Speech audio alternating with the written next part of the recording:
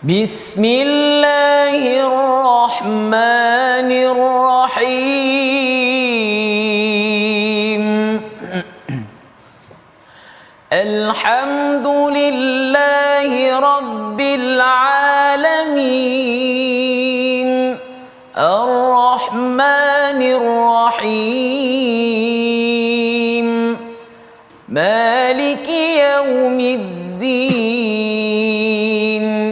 Iyyaka na'budu wa iyyaka nasta'in.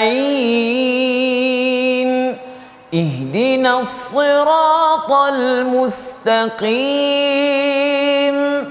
Siratal ladzina an'amta 'alaihim ghairil maghdubi 'alaihim waladdallin.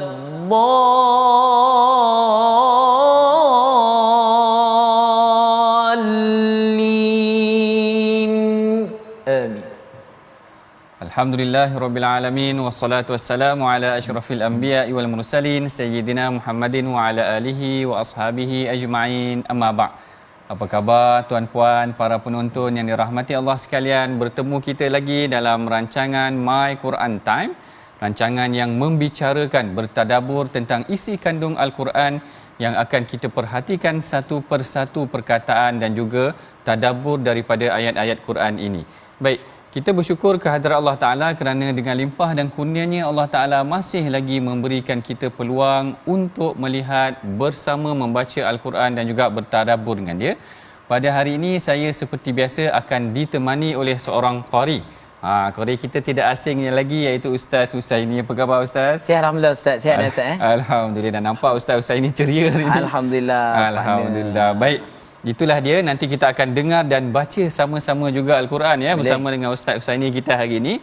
Hari ini kita telah pun masuk kepada halaman yang ke-460, iaitu daripada surah Az-Zumar itu sendiri.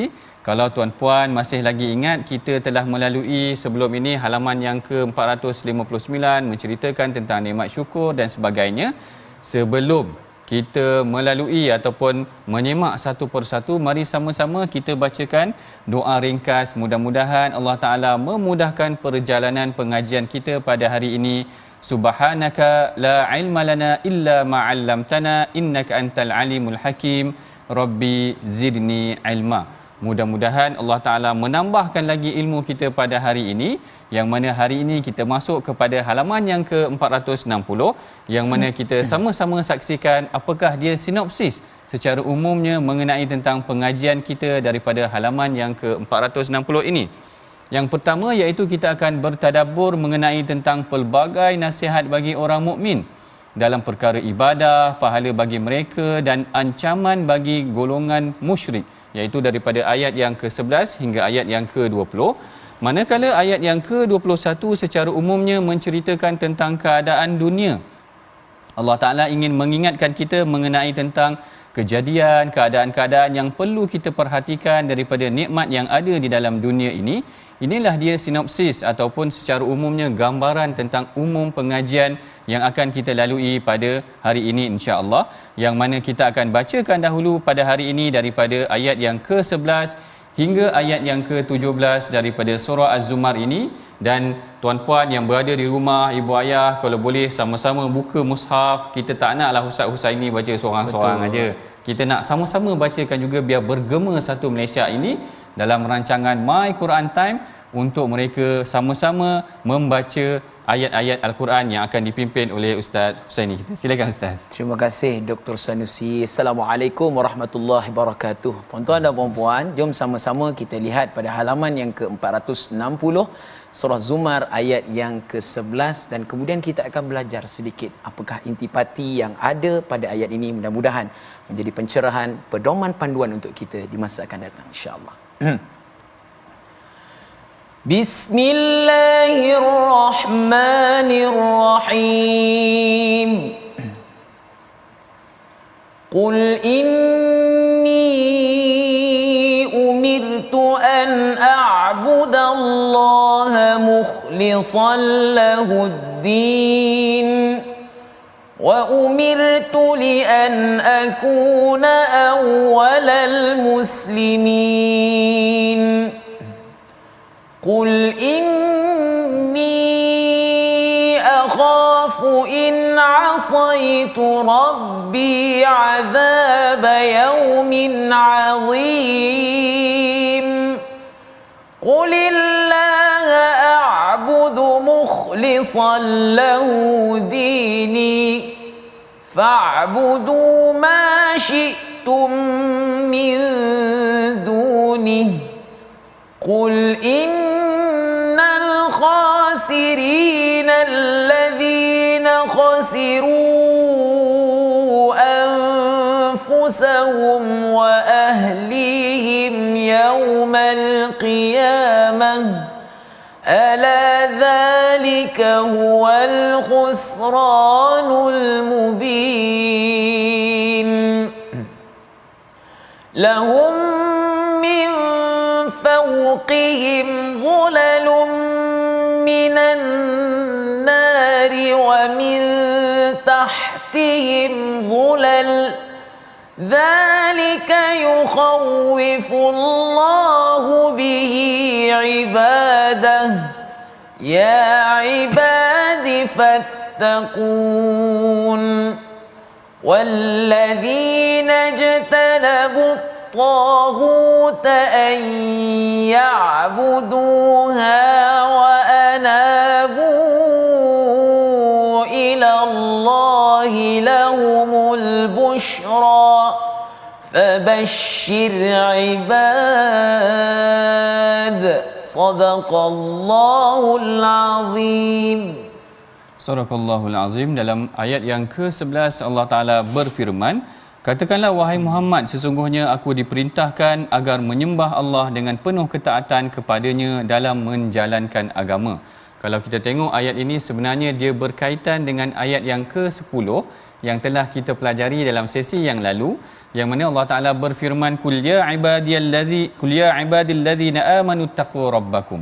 Allah Ta'ala mengkhususkan khitab ataupun dialog ini, iaitu perlakuan ataupun percakapan ini, wahyu ini terus kepada para orang-orang yang beriman itu, yang mana Allah Ta'ala kata, wahai orang-orang yang beriman ataupun wahai orang-orang yang bertakwa, maka bertakwalah kamu kepada Allah Ta'ala.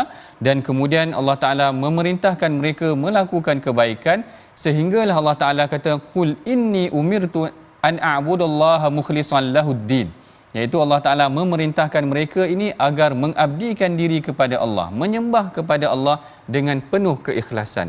Ini sahaja, perkataan ikhlas ini sahaja, kalau kita perhatikan di penghujung surah Sad, di awal surah Zumar, di pertengahan surah Zumar ini sudah hampir 3 kali Allah Ta'ala mengulangi perkataan tentang ikhlas ini. Seakan-akan ketika mana Rasulullah itu telah ditimpa ujian yang sangat berat, Allah Ta'ala turun surah Sad untuk memujuk Rasulullah, untuk menenangkan hati Rasulullah. Kemudian kita tengok mengenai tentang surah Zumar, Allah Ta'ala mendidik Rasulullah agar mengikhlaskan jiwa kepada Allah Ta'ala. Kenapa Allah Ta'ala menyatakan kepada Rasulullah, ataupun kenapa Allah Ta'ala menekankan kepada Rasulullah tentang ikhlas? Yang ini disebabkan kerana telah diulang-ulang sebanyak 3 kali dalam rentetan ataupun dalam susunan kronologi pengajian kita. Mari sama-sama kita perhatikan juga sebenarnya kenapa Allah Ta'ala menekankan tentang perihal ikhlas ini. Iaitu ikhlas ini kalau saya boleh simpulkan dalam 3 poin yang penting. Poin yang pertama, kejadian ataupun sifat ikhlas ini sebenarnya akan menyelamatkan manusia dalam keadaan kesukaran yang mereka timpa. Kalau kita tengok sini Ustaz Husaini, dalam kisah Nabi Yusuf. Dalam kisah Nabi Yusuf ini, dia diuji oleh isteri kepada majikan dia, iaitu wanita yang menggoda dia. Bukan senang Ustaz Husaini orang goda kemudian dalam rumah yang tidak ada orang lain. Jadi disebabkan kerana keikhlasan dia, Allah Ta'ala memberikan dia jalan keluar, tafrijul kurbah. Dalam istilahnya menyebut tafrijul kurbah ni maknanya memberikan jalan keluar. Yang ini kalau kita perhatikan dalam surah Yusuf, Allah Ta'ala menyebutkan, Allah Ta'ala kata, walaqad hammat bihi wa hamma biha laula ar'a burhana rabbih kadzalika linasrifa anhu su. Begitulah Allah Ta'ala memalingkan kejahatan itu dan fahsyak itu. Lalu Allah Ta'ala memuji Nabi Yusuf. Allah Ta'ala kata, innahu min ibadinal mukhlasin, iaitu inilah dia orang yang ikhlas. Orang yang ikhlas ni Allah Ta'ala beri dia jalan keluar dalam keadaan kita tak sangka. Bukan senang diuji dengan wanita yang cuba menggoda kita. Ikhlas dia kerana Allah Ta'ala dia tahu Allah Ta'ala memerhatikan dia, lalu dia jauhkan dirinya daripada sifat-sifat kemungkaran ini. Ini kepentingan pertama. Orang yang ikhlas, Allah Ta'ala akan menyelamatkan dirinya daripada kesukaran yang akan dia alaminya. Kalau tuan-puan masih lagi ingat, dalam sebuah hadis ada diceritakan tentang golongan orang yang terperangkap dalam gua. Jadi bila terperangkap dalam gua tu, masing-masing bertawassul, memohon kepada Allah Ta'ala, wahai Allah Ta'ala, aku ni ada melakukan kebaikan, kalaulah kebaikan aku ni ikhlas diterima oleh Allah, gugurkanlah ataupun berikanlah kami jalan keluar. Lalu jatuh sedikit batu tu. Kemudian ada lagi pihak yang meminta, jatuh sedikit, mereka ikhlas beribadah kepada Allah Ta'ala, mengabdikan diri kepada Allah Ta'ala, lalu Allah Ta'ala memberikan mereka jalan keluar. Ini yang penting ataupun kepentingan yang pertama mengenai tentang sifat ikhlas yang disebutkan di dalam ayat ini, iaitu dia memberikan tafrijul kurbah, dia memberikan jalan keluar kepada orang yang mengada ataupun berada di dalam keadaan yang kesusahan. Manakala yang kedua pula, sebenarnya sifat ikhlas ini juga akan memberikan kemenangan kepada orang-orang yang bertembung ataupun mungkin bertelagah. Orang yang ikhlas ini Allah Ta'ala akan memilih mereka. Kalau kita perhatikan pertembungan Ustaz Usaini antara orang kafir dengan orang Islam dalam peperangan, akhirnya yang menang itu diberikan kepada orang yang ikhlas. Perkara ini diceritakan oleh Allah Ta'ala ketika mana orang-orang kafir keluar dalam keadaan riak ataupun membangga diri, menyombong kan. Malu kan macam ni bila dia dah keluar dalam keadaan dia berbangga diri, tiba-tiba kalah. Allahu Akbar, malulah kita. Macam kita kalau sokong bola lah. Yalah. Bangga sangat, ingatkan kita rasa benda boleh menang kan? Kita rasa boleh menang. Jadi dah rasa ego, ada sombong, akhirnya kalah kan, malu. 3-2 lah. 3-2, Allahu Akbar. Jadi dekat sini Allah Ta'ala cerita sifat orang kafir. Allah Ta'ala kata wala takunu kallazina kharaju min diyarihim bataran wa ria'an nas. Janganlah jadi seperti orang-orang itu yang keluar daripada, maknanya untuk pergi berperang tu dalam keadaan yang ego dan juga ria'an nas, menunjuk-nunjuk kepada manusia, akhirnya kalah. Kerana Allah Ta'ala menceritakan dekat dalam ayat ini juga menunjukkan mereka yang ikhlas itu akan mendapat kemenangan di sisi Allah Ta'ala. Ini kepentingan ikhlas yang kedua. Manakala kepentingan ikhlas yang ketiga, yang paling utama juga tuan-puan yang dirahmati Allah sekalian, sifat ikhlas ini sebenarnya akan menjemput syafaat Rasulullah sallallahu alaihi wasallam. Ini yang sebenarnya sangat penting. Syafaat Rasulullah ini yang akan menyelamatkan kita, memberikan kita rahmat Allah Ta'ala pada hari akhirat kelak. Kerana ada seorang lelaki seperti mana yang diriwayatkan oleh Sayyidina Abu Hurairah, ada seorang lelaki tanya kepada Rasulullah. Lelaki ini tanya kepada Rasulullah, dia kata, man as'adan nas bi syafa'atika yaumal qiyamah. Wahai Rasulullah, siapakah dia orang yang paling bahagia dengan syafaat engkau pada hari kiamat kelak? Lalu Rasulullah sallallahu alaihi wasallam bersabda, as'adun nas bi syafa'ati yaumal qiyamati man qala la ilaha illallah khalisan min qibali nafsi. Rasulullah sallallahu alaihi wasallam bersabda, orang yang paling bahagia dengan syafaat aku, orang yang akan mendapat syafaat aku pada hari kiamat kelak adalah orang yang mengucapkan la ilaha illallah dengan penuh keikhlasan daripada dalam jiwanya, maka dia akan beroleh syafaat daripada Allah Ta'ala pada hari kiamat kelak. Jadi di sini bila Allah Ta'ala memerintahkan kita, memerintahkan Rasulullah, qul inni umirtu an a'budallaha mukhlishan lahuddin, katakan wahai Muhammad bahawa aku diperintahkan untuk mengabdikan diri kepada Allah Ta'ala dengan penuh keikhlasan. Maka yang paling utama kita perhatikan di sini ada 3 kelebihan ataupun kepentingan ikhlas. Yang pertama, bagaimana disebutkan tadi, ikhlas ini boleh menyelamatkan manusia dalam keadaan kesukaran mereka. Yang kedua, akan menyelamatkan mereka daripada, memberikan mereka kemenangan, dan yang ketiganya akan mendapat syafaat daripada Rasulullah sallallahu alaihi wasallam. Kemudian dalam ayat yang ke-12, Rasulullah sallallahu alaihi wasallam diperintahkan untuk menyebutkan wa umirtu li an akuna awwalal muslimin, dan aku diperintahkan agar menjadi orang yang pertama muslimin, iaitu yang menyerah diri ataupun berserah diri. Jadi timbul persoalan dalam kalangan ahli tafsir. Kenapa Rasulullah sallallahu alaihi wasallam ni dikatakan adalah orang yang pertama memeluk Islam, ataupun orang awwalul muslimin ni maknanya orang yang pertama muslim lah, kan, yang seperti mana yang kita faham. Jadi di sini Al-Imam Ibn Ashur dia menjelaskan. Dia kata awwalul muslimin di sini bukanlah maksudnya secara hakiki, Bukanlah maksudnya memang betul-betul orang yang pertama, kerana sebelum tu para nabi yang lain telah memeluk Islam kan. Jadi di sini awwalu ini adalah orang yang paling ke hadapan, orang yang paling bertakwa kepada Allah Taala, orang yang paling maknanya takut kepada Allah Taala. Inilah yang dimaksudkan dengan awwalul muslimin. Aku diperintahkan agar menjadi orang yang pertama untuk mempertahankan Islam. Tuan-puan, kalau dalam perkara mempertahankan Islam ni, sebenarnya contohnya dalam kalangan para sahabat memang sangat ramai. Dulu Ustaz Usaini dulu pernah masuk rancangan My Hadis Time kan? Betul. Dalam My Hadis Time kita dah ada cerita dah. Bukan sama Dalam My Hadis Time kita dah ada cerita dah tuan-puan, betapa ramai para sahabat ini dia berjuang, berkorban untuk mempertahankan Islam, menjadi benteng pertama. Saidina Abu Dzar Al-Ghifari sampai kena pukul tuan-puan hanya kerana dia mengisytiharkan dirinya memeluk Islam. Saidina Abu Bakar sendiri sama juga, ini kena pukul sampai kena pijak mukanya sampai pengsan. Yang ni kita ada cerita, Ustaz Husaini ingat lagi yang kita ada cerita. Ingat lupa. Yang tu ingat tentang dia kena pijak sehingga kan hampir pengsan, lalu datang Bani Tayyim. Bani Tayyim ni Bani Abu Bakar.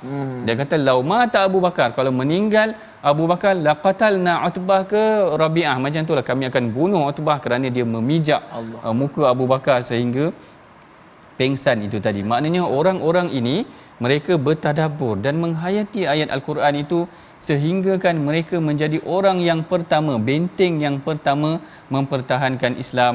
Dan kemudian Allah Taala kata qul inni akhafu in asaitu rabbi azab yaumin azim. Bukan sekadar ikhlas, ini penting. Bukan sekadar ikhlas tetapi menjauhkan diri daripada melakukan perkara yang maksiat kepada Allah Taala. Kadang-kadang seseorang tu dia dah ikhlas dah beribadah, Ustaz Usaini ikhlas beribadah, tapi dalam masa yang sama buat maksiat, jadi tak kena juga.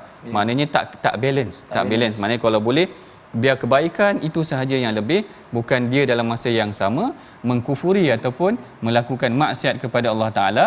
Akhirnya Allah Taala tutup semula. Allah Taala kata qulillaha a'budu mukhlishan lahu dini. Katakanlah hanya Allah lah yang aku sembah dengan penuh ketaatan, dengan penuh keikhlasan, dengan mengikhlaskan diri kepadanya. Itulah dia agamaku. Inilah yang dikatakan oleh Rasulullah ataupun yang diperintahkan kepada Rasulullah, agar ikhlaskan diri kita ketika mengabdikan diri kepada Allah, ketika beribadah kepada Allah. Jadi benteng orang yang mempertahankan Islam. Jadi benteng orang yang mempertahankan Al-Quran dan kemudian tidak melakukan maksiat. Tidak melakukan maksiat. Inilah dia 3 perkara yang menjadikan seorang mukmin itu sebagai seorang yang mukhlis, yang mempertahankan agamanya. Dan kemudian Allah Taala mengatakan fa'budu ma syi'tum min dunihi. Allah Taala menempelak orang-orang yang tidak beriman. Kalau kau nak sembahlah orang lain daripada aku, tak apa, tak mengapa, tetapi Allah Taala kata itulah dia orang yang rugi. Qul innal khasirina allazina khasiru anfusahum wa ahlihim yaumal qiyamah. Inilah dia orang-orang yang rugi, iaitu orang-orang yang menyembah selain daripada Allah. Dan perkataan tentang rugi ini sebenarnya ada beberapa kali juga sebenarnya Ustaz Husaini disebutkan dalam Al-Quran. Antaranya di mana tentang sifat rugi ini, kalau Ustaz Husaini ingat tadi. Sifat rugi ni adalah untuk orang yang tidak ikhlas kepada tidak Allah. Tidak ikhlas, tentang orang yang buang masa tadi. Buang masa wal as innal insana lafi khus, juga orang-orang yang rugi. Sebenarnya perkataan ni Ustaz Usaini banyak juga disebut di dalam Al-Quran yang menunjukkan orang-orang yang rugi ini adalah orang-orang yang mempunyai ciri-ciri yang tertentu. Kalau di sini disebutkan tentang orang yang tidak ikhlas ataupun tidak mengabdikan diri kepada Allah, maknanya mereka melakukan perkara-perkara yang dicegah oleh Allah Ta'ala. Manakala dalam ayat-ayat yang lain ada juga disebutkan orang-orang yang rugi. Yang pertama macam disebutkan oleh Ustaz Husaini tadi tentang yang buang masa. Buang masa ni rugi juga. Betul. Sebenarnya. Banyak tengok bola rugi ke Ustaz Husaini? Ke boleh? Tengok tim yang kita tengok. Tengok tim yang kita pilih. Okey, kalau kita buat perkara yang dalam masa yang sama buat perkara yang mendatangkan faedah, tak jadi masalah. Betul. Sambil-sambil Ustaz Husaini, sambil-sambil Ustaz Husaini tengok bola, mungkin Ustaz Husaini tengah mengarang buku, kitab ke. Itu tidak baiklah. Itu untuk satu pendekatan yang baiklah. Dalam masa yang sama maknanya boleh buat perkara yang lain juga. Kemudian disebutkan juga orang-orang yang rugi ini adalah orang-orang yang tidak dilekakan dengan kehidupan dunia. Orang yang leka sangat dengan kehidupan dunia ni adalah orang yang rugi. Yang ini yang disebutkan oleh Allah Taala dalam surah Munafikun, nanti ada disebutkan ya ayyuhallazina amanu la tulhikum amwalukum wala auladukum an dzikrillah. Janganlah harta kamu, anak-anak kamu ataupun dunia kamu itu melalaikan kamu dengan perkara yang sia-sia daripada mengingati Allah. Lalu Allah Taala kata wa may yaf'al dzalika faulaika humul khasirun. Siapa yang berbuat demikian mereka akan berada dalam keadaan yang rugi. Begitu juga orang-orang yang tadi kita katakan buang masa ataupun orang yang tidak menjaga solatnya, sebenarnya orang yang rugi juga. Ada disebutkan dalam hadis. Kita akan sambung perbincangan mengenai tentang orang yang rugi seperti mana yang disebutkan dalam hadis. Mungkin juga nanti Ustaz ni boleh nyanyi ragu tentang rugi ke kalau ada tentang lagu masa ke, tentang boleh, masa, insya-Allah. betul tentang masa tu nanti. Baik, sebelum kita akhiri sesi perbincangan kita yang pertama, kita perhatikan dahulu perkataan pilihan kita pada hari ini. Betul lah perkataan pilihan kita pada hari ini iaitu khasira. Khasira ni maksudnya rugi, merugi. Banyak disebutkan dalam Al-Quran. Banyak Sampai 65 kali disebutkan dalam Al-Quran. Seakan-akan Allah Ta'ala ingin mengingatkan kepada kita, siapakah dia golongan yang rugi tadi. Kita tengok golongan yang tidak menyembah Allah, golongan yang rugi. Tidak ikhlas, golongan yang rugi. Tidak menjaga masa adalah golongan yang rugi. Dan juga yang leka dengan harta dunia dan sebagainya, tidak mengingati Allah, golongan yang rugi. Inilah dia golongan-golongan yang rugi yang disebutkan dalam Al-Quran, yang boleh kita mengambil pengajaran daripadanya dan menjauhi daripada perkara yang telah disebutkan oleh Allah.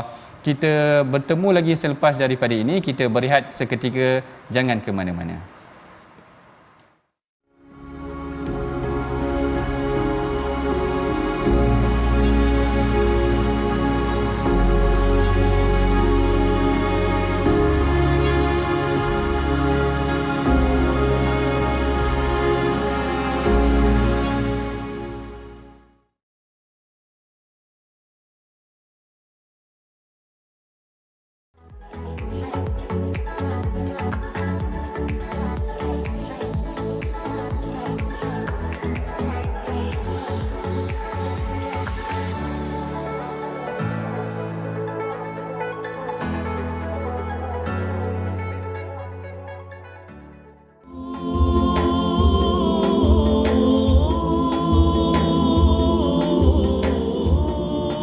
Assalamualaikum warahmatullahi wabarakatuh.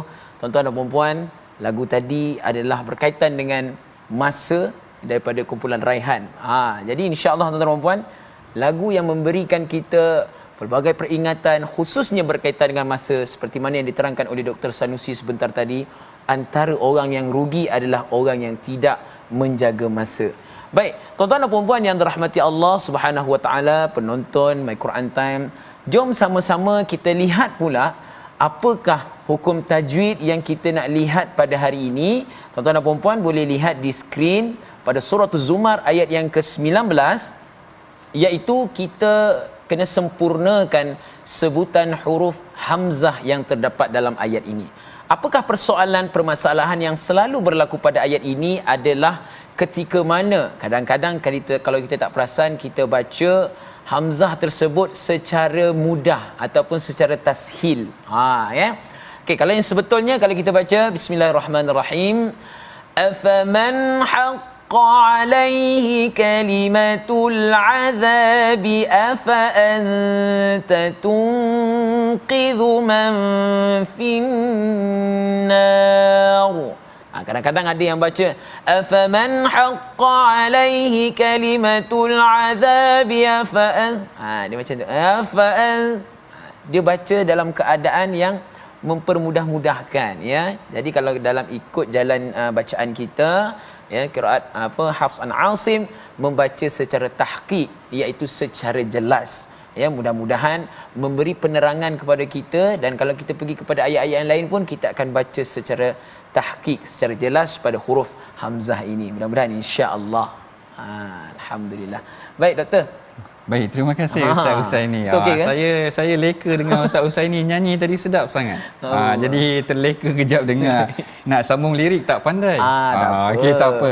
Tadi kalau tuan-puan masih lagi ingat, Ustaz Husaini dia nyanyikan lagu mengenai tentang orang yang rugi. Tadi kalau sebelum kita berhenti rehat tadi, kita ada menceritakan tentang orang yang rugi juga, yang saya sambung sedikit lagi sebelum sesi perbincangan kita dalam sesi yang kedua ini, iaitu antara juga orang yang rugi adalah orang yang tidak menjaga solatnya. Yang ni yang disebutkan oleh Rasulullah sallallahu alaihi wasallam dalam hadis yang diriwayatkan oleh al-Imam Tirmizi, yang mana Rasulullah sallallahu alaihi wasallam menyebutkan inna awwala ma yuhasabu bihi al-'abd yaumal qiyamah min amalihi salatahu, iaitu perkara pertama yang akan dihisap, yang akan dihitung oleh Allah Taala pada hari akhirat adalah solat mereka. Fa in salahat faqad aflaha wa anjaha. Sekiranya solatnya baik, maka dia akan berjaya dan dia akan lepas. Tetapi wa in fasadat, sekiranya solatnya tidak baik, waktu solat tu banyak ingat benda lain daripada solat. Dia kalau dia lupa, dia akan solat, sebab waktu lupa itulah ingat benda macam-macam dalam solat. Terlupa nak cari kunci kat mana, solat. Nanti dia ingatlah kunci tu dekat mana. Ini tak bagus sebenarnya tuan-puan, kerana dia lebih ingat banyak benda lain dalam solat mereka. Sedangkan kalau sekiranya rosak solat mereka, wa in fasadat faqad khaba wa khasira. Rasul kata, siapa yang solat mereka rosak ataupun tidak dilaksanakan dengan sempurna, maka dia akan berada dalam keadaan yang hina dan rugi nanti pada hari akhirat kelak. Begitu juga tuan-puan, kita telah hampir untuk masuk kepada bulan Ramadan. Yang ini juga suka saya ingatkan, dalam sebuah hadis yang sahih juga, yang Rasulullah ketika naik ke mimbar, saya kira tuan-puan semua tahu tentang hadis ni. Rasulullah naik ke mimbar, tiba-tiba Rasulullah cakap amin. Tiba-tiba Rasulullah cakap amin. Amin 3 kali. Amin, amin. Amin tu bukan nama orang. Nanti kita ingat amin, Rasulullah panggil amin ke? Bukan amin nama orang. Tetapi Rasulullah mendoakan amin, amin, perkenankanlah. Iaitu apabila ditanya kepada Rasulullah, su'ila an dzalika, ditanya kepada Rasulullah, faqala atani ya Jibril, dia kata, aku telah didatangi Jibril. Lalu Jibril kata, raghima anfu imri'in adraka Ramadan falam yughfarulah. Raghima anfu imri'in adraka Ramadan fala yughfarulah. Rasulullah kata, rugilah, ataupun raghima anfun ini adalah perkataan yang membawa maksud, anfun tu hidung, raghima ni macam terjatuh hidungnya. Orang kata tertomoy. Tertomoy betul ke? Tersembang.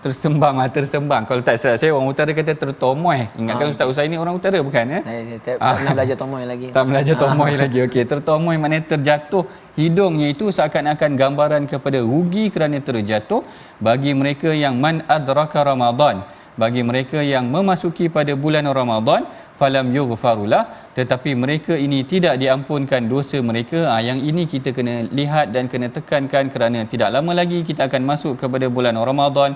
Kita tak nak jadi orang yang rugi. Kita mendirikan solat sepanjang hidup kita, kita tak nak jadi orang yang rugi. Kita memeluk Islam selama ni dah lama dah, tetapi kalau kita tidak ikhlas, maka kita orang yang rugi. Kalau kita tidak menjaga masa, maka kita tidak rugi, kita akan jadi orang yang rugi. Betapa banyak perkataan rugi dalam Al-Quran yang disebutkan tadi. Itu antara intipati yang penting juga daripada halaman yang ke-460. Baik, kita akan masuk kepada sesi perbincangan yang seterusnya, iaitu daripada ayat yang ke-18 sehingga ayat yang ke-21, yang mana sebelum kita telusuri maksud mengenai tentang mesej ataupun tadabbur terhadap halaman ataupun ayat-ayat tersebut, mari sama-sama kita bacakan dahulu daripada ayat 18 hingga ayat yang ke-21 yang akan dipimpin oleh Ustaz Husaini kita. Silakan Ustaz. Baik, terima kasih Dr. Sanusi. Tuan-tuan dan puan-puan, jom sama-sama kita baca pada ayat yang ke-18 hingga ayat yang ke-21 daripada surah Az-Zumar yang baru masuk kan. Mungkin tanya saudara, tanya sebelah, muka surat berapa ni? Muka surat 460. Ya, jom sama-sama kita baca. Mudah-mudahan kita diampuni oleh Allah Subhanahu wa taala, insya-Allah. Bismillahirrahmanirrahim. الذين يستمعون القول فيتبعون أحسنه أولئك الذين هداهم الله وأولئك هم أولو الألباب أفمن حق عليه كلمة العذاب أفأنت تنقذ من في النار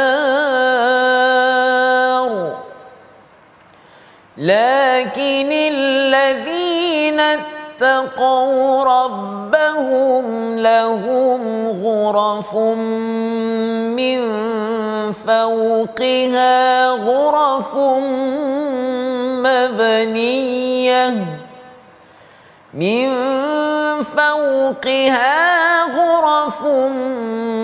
مبنية تجري من تحتها الأنهار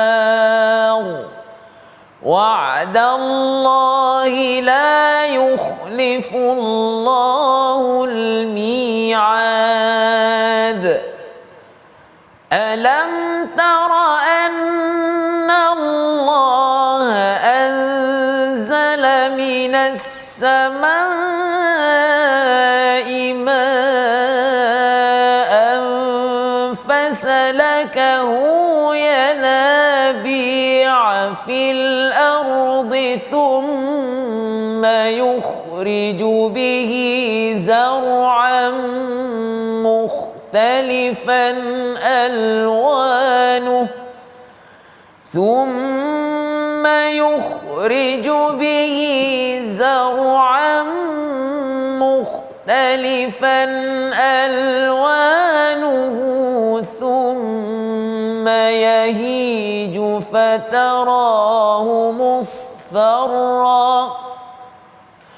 ثم يهيج فتراه مصفرا ثم يجعله حطاما إن في ذلك لذكرى لأولي الألباب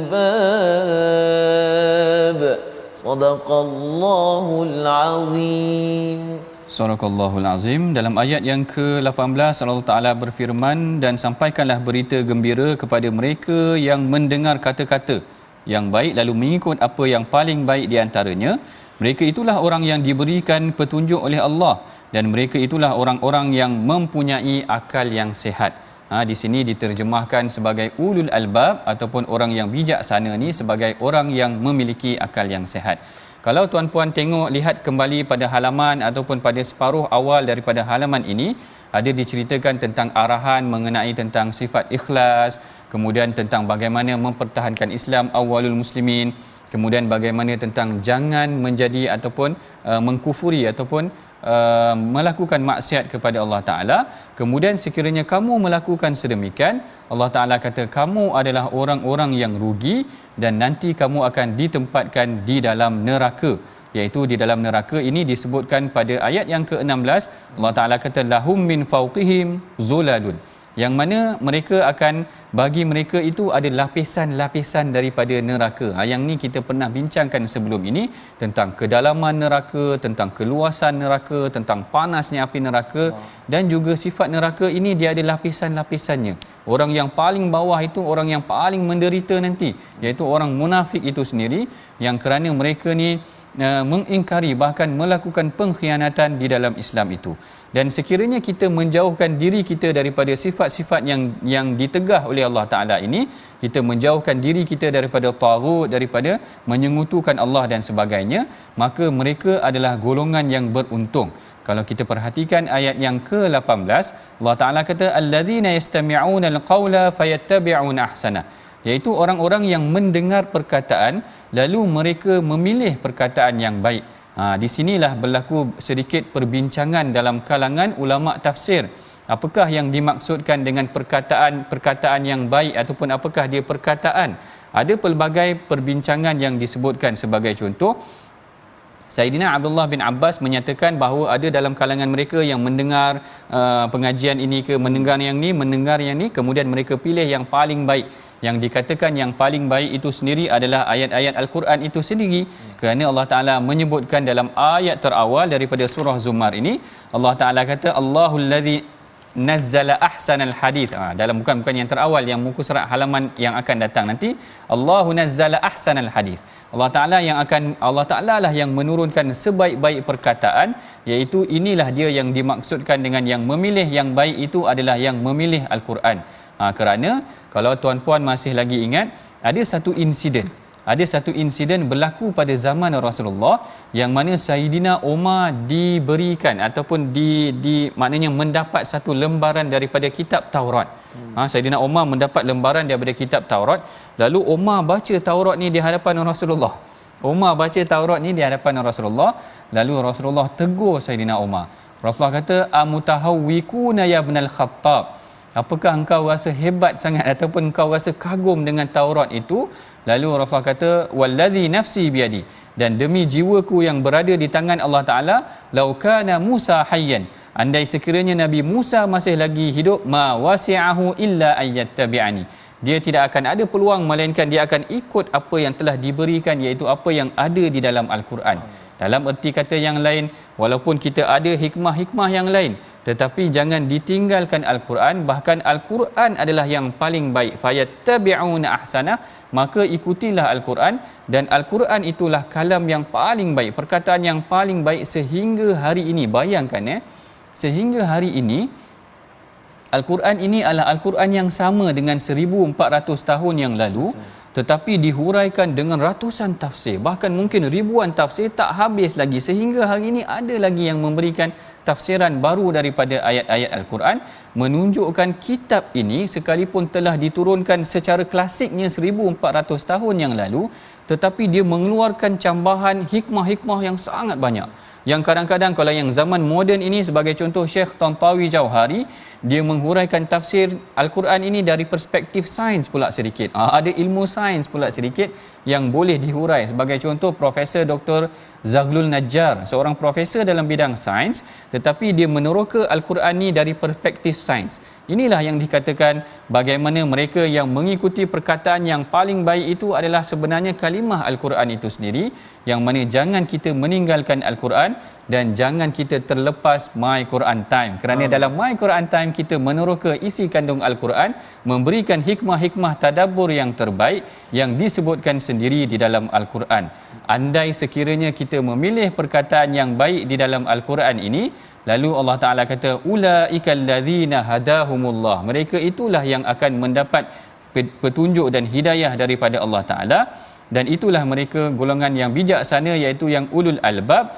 Dan kemudian Allah Ta'ala menceritakan golongan-golongan yang mendapat kebaikan ini, ataupun yang taat kepada Allah Ta'ala, yang bertadabbur dan mengikuti ayat Al-Quran, mempraktikkan ayat Al-Quran, maka mereka akan mendapat kamar-kamar. Kamar ni bilik-bilik di dalam syurga.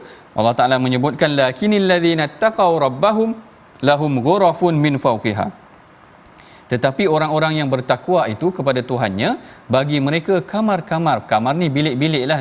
Kamar ni bahasa klasik Ustaz ni. Kita tak panggil kamar mana. Tak ada kita panggil kamar mana macam tu. Kita sebut bilik. Kita sebut bilik. Kamar-kamar. Min fawqiha ghurafun mabniyah tajri min tahtihal anhar. Yang diceritakan bilik-bilik yang mengalir di bawahnya ada sungai yang mengalir. Macam mana Ustaz ni? Nak bayangkan tak boleh nak bayangkan tuan-puan bagaimana situasi dalam syurga itu nanti. Bilik-bilik kita di bawahnya ada sungai yang mengalir. Berapa banyak sungai yang mengalir, kemudian jenis-jenis sungai, ada susu, ada madu, ada Allah. Jadi kita tak boleh nak bayangkan sebenarnya tuan-puan. Kita hanya terbayang rumah Ustaz ni ada kolam renang. Di kolam renang tu nampaklah kemewahan dia. Cuma kalau ada kamar, kalau kat dunia ni ada kamar, ada laut, takut ada buaya tu. Takut ada buaya. Kat situ ada mudarat pula. Betul. Tetapi di syurga ini tidak ada mudarat tersebut. Yang digambarkan ada bilik-bilik khas yang dikhususkan buat mereka yang bertakwa kepada Allah. Dan suka juga untuk saya ingatkan, seperti mana yang disebutkan oleh Al-Imam Ibn Ashur, surah Az-Zumar ini juga dikenali sebagai surah Ghuraf. Kerana mengambil perkataan ini. Kerana mengambil perkataan Ghuraf ini, kerana mungkin jarang disebut juga ataupun jarang dikenali surah ini dengan nama yang lain. Sebahagian ulama ataupun sebahagian ahli tafsir menamakan surah ini sebagai surah Ghuraf, iaitu surah yang menceritakan tentang kamar-kamar di dalam syurga yang kita tak boleh nak bayangkan. Ada air yang mengalir dan bagaimana keadaan-keadaan kenikmatan yang ada di dalam kamar ataupun bilik-bilik tersebut.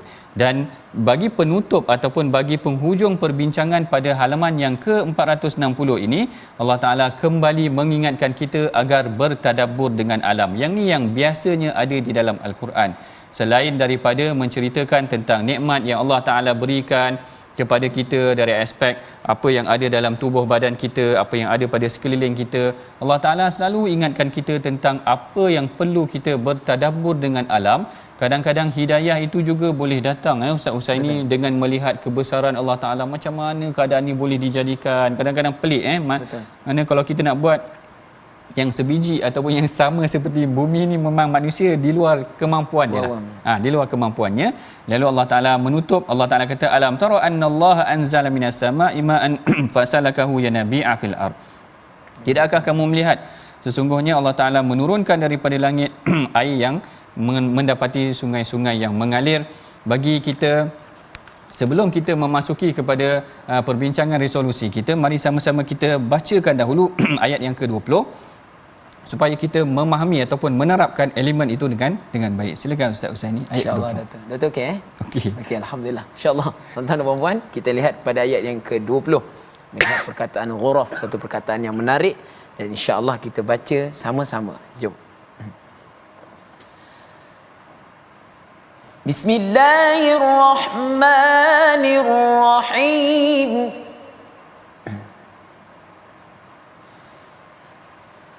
Lakinnal ladzina taqaw rabbahum lahum ghurafun min fawqiha ghurafun mabniyatun tajri min tahtiha al-anhar.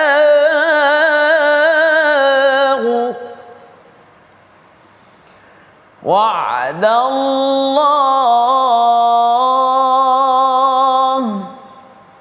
لا يخلف الله الميعاد. صدق الله العظيم. Sadaqallahul Azim. Dalam ayat yang ke-20 Allah Ta'ala menegaskan bahawa orang-orang yang bertakwa ini lahum ghurafun min fawqiha. Allah Ta'ala menceritakan bahawa mereka akan memiliki kamar-kamar daripada syurga itu nanti, yang dibina di bawahnya sungai-sungai yang mengalir. Baik, itulah antara intipati perbincangan kita daripada halaman yang ke-460.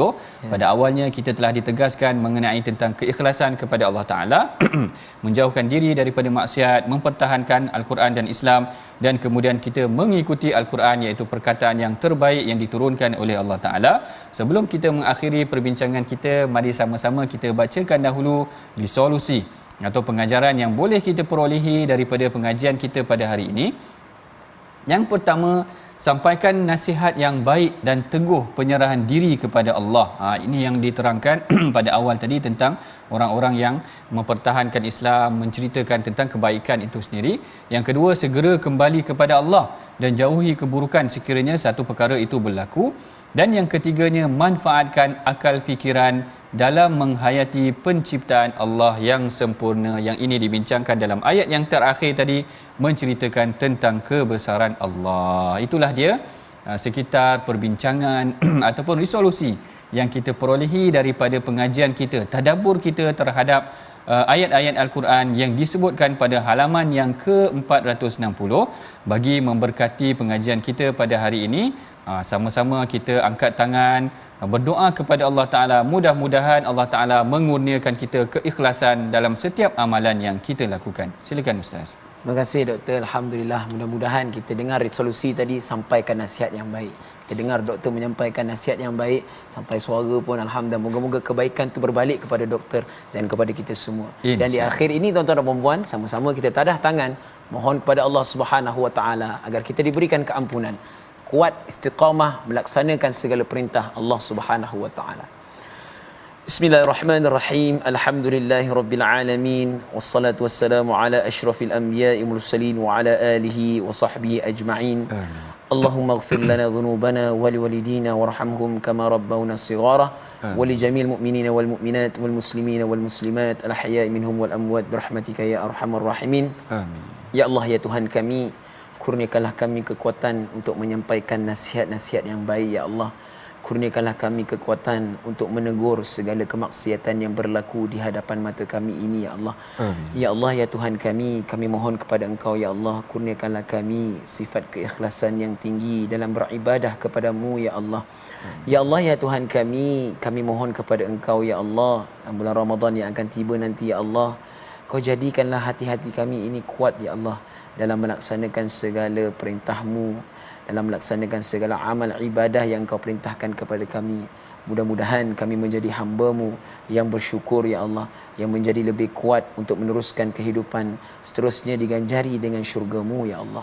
Amin. Rabbana zalamna anfusana wa illam taghfir lana wa tarhamna lanakunanna minal khasirin. Amin. Rabbana atina fid dunya hasanah wa fil akhirati hasanah wa qina adzaban nar. Wa sallallahu ala sayyidina Muhammad wa ala alihi wa sahbihi wa baraka wa sallam. Walhamdulillahirabbil alamin. Alhamdulillahirabbil alamin. Baik, itulah tadi perbincangan kita dan doa kita. Mudah-mudahan Allah Taala akan memberkati pengajian kita, dan seperti biasa kita menyeru kepada tuan-puan agar sama-sama kita membantu dalam sesi kempen kita bertadabbur Al-Quran ini melalui tabung dan wakaf gerakan Al-Quran yang ada. Sama-sama kita boleh menyumbang kepada tabung tersebut. Mudah-mudahan Allah Ta'ala akan memberkati setiap kita semua, dan kita akan bertemu lagi selepas daripada ini. Terima kasih Ustaz Hussaini. Assalamualaikum warahmatullahi wabarakatuh.